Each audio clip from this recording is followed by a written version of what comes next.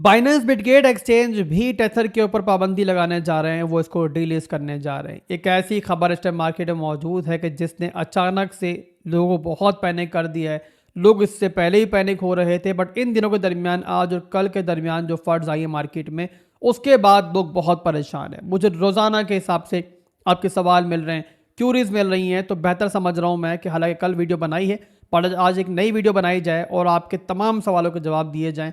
और हम ये डिस्कस करेंगे कि जो इस टाइम एक र्यूमर मार्केट में मौजूद है कि बाइनेंस बिटगेट एक्सचेंज ऐसा करने जा रहे हैं, क्या ऐसा होने जा रहा है वाकई में, या फिर सिर्फ एक ये र्यूमर है और इसमें कोई सच्चाई नहीं है। सेकेंड चीज़ कि अगर ऐसा होता है तो क्रिप्टो मार्केट पे से क्या असर पड़ेगा, क्या बिटकॉइन ऑल्ट कॉइन्स को मैसिव क्रैश लेंगे, क्या हम यहाँ पे बुल मार्केट को भूल जाएं। आपको एक बहुत बड़ा फंड है। और इसके अलावा सबसे इंपॉर्टेंट चीज़ कि इन सारे हालात के अंदर आपको क्या करना चाहिए, आपका यहाँ पर क्या फैसला होना चाहिए, क्योंकि आप लोगों को महफूज रखना और आप लोगों का नुकसान ना हो इस चीज़ का ख्याल रखना मेरी मेन प्रायोरिटी है। तो यहाँ पर इन सब के बाद एंड में आपको बताऊंगा, इंशाल्लाह एक सोल्यूशन दूंगा, ताकि आप लोगों के इर्द गिर्द जो भी चल रहा हो ना, फिर उसके बाद आप लोगों को कोई परवाह हो। तो बिना किसी देरी की वीडियो को स्टार्ट करते हैं।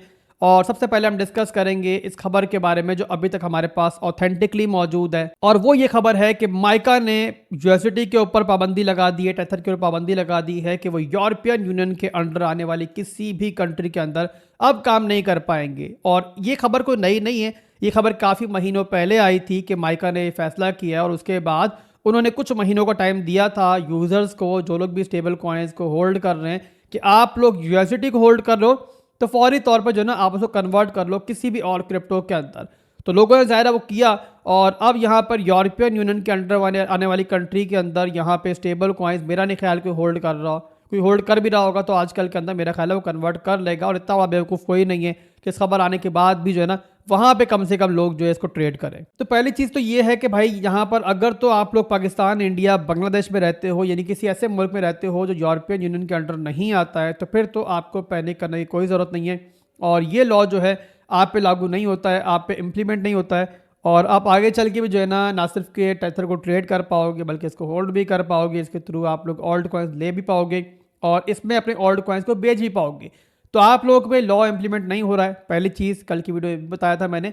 बट इसके बावजूद कुछ लोग इसलिए पैनिक कर रहे हैं कि आज कुछ ऐसी र्यूमर्स मार्केट में मौजूद है कि आगे चल के बिटगेट एक्सचेंज, बाइनेंस भी इसको रिलीज करने जा रहे हैं और इन पे बैन लगाने जा रहे टेथर के ऊपर। तो यहाँ पर भी क्लियर कर दूं आपको कि फिलहाल के लिए ऐसी कोई ऑथेंटिक न्यूज़ मौजूद नहीं है। बाइनेंस या बिटगेट एक्सचेंज ने ऐसी कोई अनाउंसमेंट नहीं की है, ये पर्सनली आपको कॉन्फिडेंस से बता रहा हूँ कि अभी तक ऐसी कोई ऑफिशियल न्यूज़ नहीं है। बट क्या आगे चल के ऐसा मुमकिन है, क्या आगे चल के टेथर पे ये बैन लग सकता है? तो इसका जवाब मेरे भाई ये है, क्रिप्टो मार्केट में कुछ भी पॉसिबल है। खास तौर पे टेथर जो है ना हमेशा से ग्रे जोन में रहा है। उसका रीज़न ये है कि कभी भी जो है ना इन्होंने अपना ऑडिट नहीं करवाया। जिस तरीके से आप लोग बाकी स्टेबल कॉइन्स को देखो, यूएसडीसी को देखो, एफडी यूएसडी को देखो, वो प्रॉपर अपना ऑडिट करवाते हैं, ये सबूत देते हैं कि उनके हर स्टेबल कॉइन के पीछे $1 मौजूद है, यानी कि उनके स्टेबल कॉइन्स का जो भी मार्केट कैप है उसके पीछे वाकई ही में रियल मनी मौजूद है। मगर ऐसा कोई भी सबूत अब तक टेथर ने नहीं दिया। टेथर ने कभी भी आज़ादाना तरीके से अपने स्टेबल कॉइन का ऑडिट नहीं करवाया। तो इसी रीज़न की वजह से ये खदशा हमेशा से जाहिर किया जाता है कि कभी ना कभी जो है टेथर के ऊपर एक बुराई आ सकती है। तो यहाँ पहला एपिसोड तो हमारे सामने है कि यहाँ पे यूरोपियन यूनियन कंट्रीज़ के अंदर टेथर के ऊपर बैन लग चुका है, और अब यहाँ पर जो बॉल है वो टेथर के कोर्ट के अंदर है। अगर तो वो एक प्रॉपर इंसान के बच्चे बन के अपना ऑडिट करवाते हैं तो ना सिर्फ के बाकी मुल्कों के अंदर बल्कि यहाँ पे यूरोपियन यूनियन के अंडर आने वाली कंट्रीज़ के अंदर भी कोई उससे परेशानी नहीं होगी। और आगे चल के माइका भी इसको अलाउ कर देगा कि वो यूरोपियन यूनियन के अंडर आने वाली कंट्रीज़ के अंदर काम कर सकते हैं। बट अगर टेथर यहाँ पे होश में नहीं आता है, इंसान का बच्चा नहीं बनता है, अपना ऑडिट नहीं करवाता है, तो फिर यहाँ पे हमने FTX जैसी एक्सचेंज को भी दिनों के अंदर कोलैप्स होते हुए देखा है। हमने यहाँ पर लूना जैसे ओल्ड कॉइन को कोलैप्स होते हुए देखा है। तो यहाँ पे टेथर का भी हश्र ऐसा हो सकता है, बट फौरी तौर पे इसका चांस अगर पूछोगे मुझसे आप लोग पर्सनली तो 1%, 2% भी नहीं है। ऐसा होने के लिए बहुत बड़े बड़े इवेंट होना पड़ेंगे, बहुत बड़े बड़े सबूत मार्केट में आना पड़ेंगे। और यहाँ पे दूसरी चीज़, एक और चीज़ समझ लो आप लोग कि यहाँ पे इतना बड़ा मार्केट कैप है इस कंपनी के पास कि यहाँ पर अगर ये चाहे तो दिनों के अंदर ये मसला सॉल्व भी कर सकती है और ये पॉसिबिलिटी मौजूद है, बल्कि काफ़ी हद तक पॉसिबिलिटी मौजूद है कि आगे चल के जो है ना माइका के साथ भी इसके मामला तय पा जाए, तो फिर ये पूरे का पूरा फंड जो है वो सिरे से ही खत्म हो जाएगा। पर यहाँ पे एक और सवाल भी आप लोगों का होगा कि आसिफ भाई, फर्ज कर लें हम एजम्पशन में चले जाएं कि अगर टेथर पे पाबंदी लग जाती है और यूएसडी खास तौर पे जो है डीपेग हो जाता है, जिस तरीके से एक वक्त के अंदर यूएसटी हुआ था और लूना की वजह से आप लोगों को याद होगा कि वहां पे जो उसकी वैल्यू है यूएसटी की वो $1 से गिरना स्टार्ट हो गई थी, डीपेग होना स्टार्ट हो गया था। अगर यूएसडी के साथ, टेथर के साथ ऐसा होता है तो बिटकॉइन के ऊपर, क्रिप्टो मार्केट के ऊपर से क्या असर पड़ेगा? जो बुल रन हम एक्सपेक्ट कर रहे हैं, जो ऑल्ट सीजन हम एक्सपेक्ट कर रहे हैं, उसका क्या होगा? क्या मार्केट में कोई मैसिव क्रैश आएगा? क्या मार्केट में कोई बहुत बड़ा डंप आएगा? तो यहाँ पर क्योंकि ये खदशा, क्योंकि ये रिस्क जो है मार्केट में आज से नहीं बहुत पुराना मौजूद है, तो इसके ऊपर बात भी काफ़ी बार हो चुकी है। बहुत बड़े बड़े एनालिस्ट हैं जो मार्केट को समझते हैं, जो कि एक बड़ा नाम रखते हैं, ऑथेंटिक नाम रखते हैं मार्केट के अंदर, वो पहले भी इसके ऊपर बात कर चुके हैं। और उन सब का ये मुश्तरका ख्याल है कि अगर ऐसा कभी होता है कि टेथर कोलैप्स कर जाता है, टेथर क्रैश कर जाता है, तो फौरी तौर पर ज़ाहिर है मार्केट में फट तो आएगा। ऐसा मुमकिन है कि आपको फौरी तौर पे मार्केट में एक बड़ा झटका दिखाई दे, बड़ी बड़ी विक्स दिखाई दे, बिटकॉइन डंप करे, ऑल्ट कॉइन्स डंप करे, एक मैसिव क्रैश आपको आता हुआ दिखाई दे। बट उसके फौरी बाद सबका ये मुश्तरका ख्याल है कि मार्केट बड़ी स्पीड से रिकवर होगी और मे बी पॉसिबल कि जहां पहले खड़ी हुई हो उससे भी ऊपर चली जाए। उसका रीजन ये है कि आप फर्ज करो कि आपको ऐसा फंड दिखाई देता है कि भाई यूएसडी जो है कोलैप्स कर रहा है, तो आप पहला काम क्या करोगे? आप पैनिक तो करोगे, चाहे कोई नया बंदा हो, पुराना बंदा हो, वो पैनिक जरूर करेगा। बट पैनिक होके उसके पास ऑप्शन क्या होगा? क्या उसके पास इतना टाइम होगा कि वो यहाँ पे अपने पैसे को जाके P2P पे बेचे,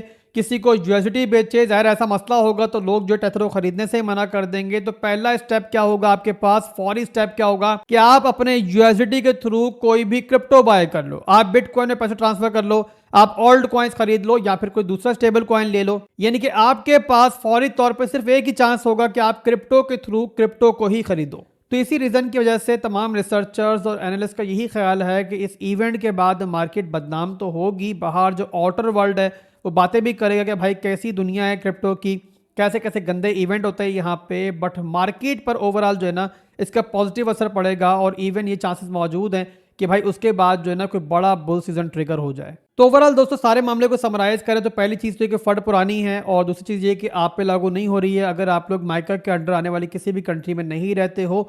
और तीसरी चीज़ ये कि अगर ऐसा कुछ होता भी है, बाइनेंस और बिटगेट एक्सचेंज फैसला करते हैं कि वो टेथर को डिलीज करने जा रहे हैं, तब भी आपको प्रॉपर टाइम दिया जाएगा, जिस तरीके से माइका ने अपने यूजर्स को दिया, अपने अंडर आने वाले कंट्रीज़ में लोगों को दिया कि आप लोग जो है ना इतने टाइम के अंदर अपने स्टेबल कॉइन्स को कन्वर्ट कर लो और उसके बाद अब वो बैन लगाएंगे। तो वैसे ही आपको भी टाइम फ्रेम दिया जाएगा, कुछ दिन दिए जाएंगे कि जहां पर जो है ना अपने स्टेबल कॉइन्स को आप कन्वर्ट कर पाओगे। बट इन सब के बावजूद दोस्तों एक मिसाल जो हमारे सामने मौजूद है मार्केट में यूएसटी की, लूना की, कि जहां पर लोगों को मौका ही नहीं मिला कि वो अपनी इन्वेस्टमेंट को महफूज बना सकें और कोई कदम उठा सकें, वहां पे सेकेंड्स के अंदर वो बर्बाद हुए। तो यहाँ पे चाहे 1% ही सही, ना होने के बराबर ही सही, ये खच्चा मार्केट में हर प्रोजेक्ट को लेके मौजूद होता है कि उसका हश्र वैसा हो सकता है।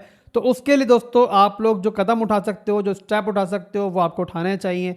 और मैंने पहले भी आपको इसका सोल्यूशन दिया था, लास्ट वीडियो के अंदर भी काफ़ी बार दे चुका हूँ कि आप लोग जो है ना तमाम क्रिप्टोज को जिस तरीके से डाइवर्सिफाई करते हो, जिस तरीके से आप डाइवर्सिफिकेशन करते हो, वैसे ही आप स्टेबल कॉइन्स की होल्डिंग्स को भी डाइवर्सिफाई करो। किस तरीके से करोगे? मिसाल के तौर पर फर्ज कर लो कि आपके पास $10,000 के स्टेबल कॉइन्स मौजूद हैं, तो आप लोगों ने एक ही स्टेबल कॉइन के अंदर सारी की सारी इन्वेस्टमेंट नहीं रखनी है, बल्कि वहाँ मुख्तलिफ स्टेबल कॉइन्स को बाय करना है। इसके लिए आप ये कर सकते हो, क्योंकि यहाँ पे फिलहाल भी यूएसडी के अंदर सबसे ज़्यादा ट्रेडिंग पेयर्स हैं, तो आप लोग ये कर सकते हो कि 40% अमाउंट जो है वो यूएसडी में रख लो। उसके अलावा 30% आप लोग एफडी यूएसडी में रख लो, 30% आप लोग यूएसडीसी में रख लो। इस तरीके से जब आप लोग अपनी इन्वेस्टमेंट को डिफरेंट स्टेबल कॉइन से बांट लोगे तो किसी भी स्टेबल कॉइन में बुराई आती है तो आपके तमाम के तमाम पोर्टफोलियो जो है ना वो बर्बाद नहीं होगा। और हमेशा मैंने समझाया आपको कि अगर आपको कभी 10% 20% लॉस हो भी जाता है मार्केट के अंदर तो आप लोग सर्वाइव कर जाओगे, आप लोग उस लॉस को रिकवर भी कर जाओगे। बट अगर आपकी पूरी की पूरी इन्वेस्टमेंट ही बर्बाद हो जाए, जीरो हो जाए किसी भी एक प्रोजेक्ट के ऊपर भरोसा रखने की वजह से, तो फिर वहां से वापसी पॉसिबल नहीं होती है। तो इसीलिए हमेशा अपने तमाम क्रिप्टोज को डाइवर्सिफाई करो, कभी भी अपने तमाम अंडे जो हैं एक बास्केट में नहीं रखो। और ये फार्मूला जाहिर सी बात है आपके स्टेबल कॉइन से भी लागू होगा। फिर बता रहा हूं कि फौरी तौर पे कोई फंड मार्केट में यूएसडी को लेके बड़ी मौजूद नहीं है, बट यहाँ पे अगर आप लोग यहाँ पे सेफ्टी मेजरमेंट्स लेते हो तो वो आप ले सकते हो, बल्कि लेने चाहिए। मैं आपको ये मशवरा दूंगा कि आप लोग ये करो, आप लोग अपने पोर्टफोलियो को डाइवर्सिफाई करो। अब किस तरीके से करना है तो खासतौर पे न्यूबीज के लिए मैं करके भी दिखा देता हूँ। उसके लिए हम चलते हैं पहले बाइनेंस के ऊपर। अब बाइनेंस एक्सचेंज के ऊपर किस तरीके से आप लोगों ने अपने स्टेबल कॉइन्स को कन्वर्ट करना है यूएसडीसी के अंदर या फिर एफडी यूएसडी के अंदर। तरीके बहुत सारे हैं, बट जो आसान तरीका है जो खासतौर पे न्यूबी समझ में आ जाए वही बताऊंगा। अगर आप लोगों ने अपने यूएसडी को कन्वर्ट करना है यूएसडीसी के अंदर तो सिंपली आप लोगों ने लिखना है यूएसडीसी।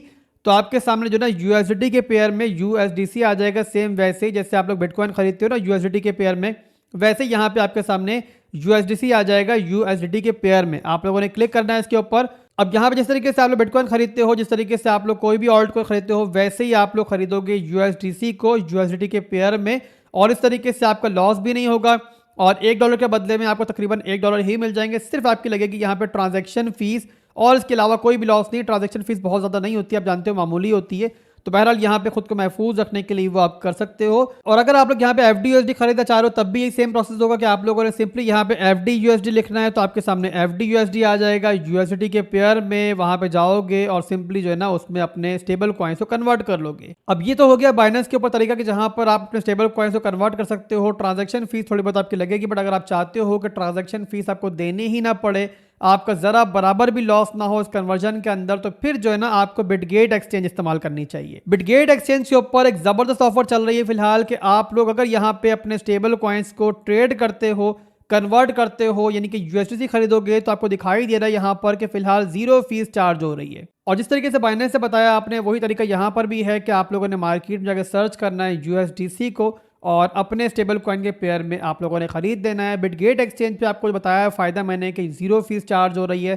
तो कल को अगर दोबारा भी अपने स्टेबल कॉइन को आप यूएसडी में कन्वर्ट करना चाह रहे हो तो वहां पर आपको 0 लॉस होगा, यानी कि ट्रांजैक्शन फीस तक आपकी नहीं लगेगी। और जिन लोगों के बिटगेट एक्सचेंज पे अकाउंट नहीं बने हुए तो वो लोग यहाँ पे एक एक्स्ट्रा बेनिफिट उठा सकते हैं कि वीडियो के डिस्क्रिप्शन में आपको मेरा रेफरल लिंक मिलेगा, उसके थ्रू आप लोग बिटगेट एक्सचेंज पे अकाउंट बनाओ और वहाँ पे अपने डिपॉजिट्स वगैरह करके आप लोग इस तरीके से ट्रेडिंग करोगे। तो उसके बाद जो हमारा प्रीमियम चैनल है वहाँ पर भी आपको बिल्कुल फ्री में एंट्री मिल जाएगी। उसके लिए आप लोगों ने बिटगेट एक्सचेंज पे अकाउंट बनाना है, वहाँ पे डिपॉजिट करने के बाद यूजर आईडी मेरे मॉड को सेंड करनी है टेलीग्राम पे, डिस्कॉर्ड पे जाके, जिनके लिंक वीडियो के डिस्क्रिप्शन में मौजूद है। और अगर आप लोग लेवरेज ट्रेडिंग करते हो, फ्यूचर्स ट्रेडिंग करते हो, तो एक एक्स्ट्रा बेनिफिट आपको यही मिलेगा कि फ्यूचर्स ट्रेडिंग के अंदर भी मेरे रेफरल ज्वाइन करने की वजह से आपको डिस्काउंट मिलेगा और उसी के साथ जो आपकी वीआईपी वैल्यू है वो भी इंक्रीज होगी, यानी कि ओवरऑल जो भी ट्रेडिंग करोगे उसके अंदर भी आपको डिस्काउंट मिलेगा। तो बहरहाल दोस्तों, उम्मीद करता हूं कि जो भी समझाया वीडियो के अंदर मैंने इस फंड को लेके वो आपको समझ में आया होगा और इसके बाद कोई भी सवाल आप लोगों के जहन में अब नहीं होगा। बट फिर भी अगर आपके जहन में कोई सवाल मौजूद है तो आप लोग कमेंट सेक्शन में लिखो, इंशाल्लाह आपके सवालों के जवाब मैं दूंगा, जरूर दूंगा नेक्स्ट वीडियो के अंदर। दुआओं में याद रखिएगा, अपने भाई को फॉलो करते रहें। अल्लाह हाफिज़।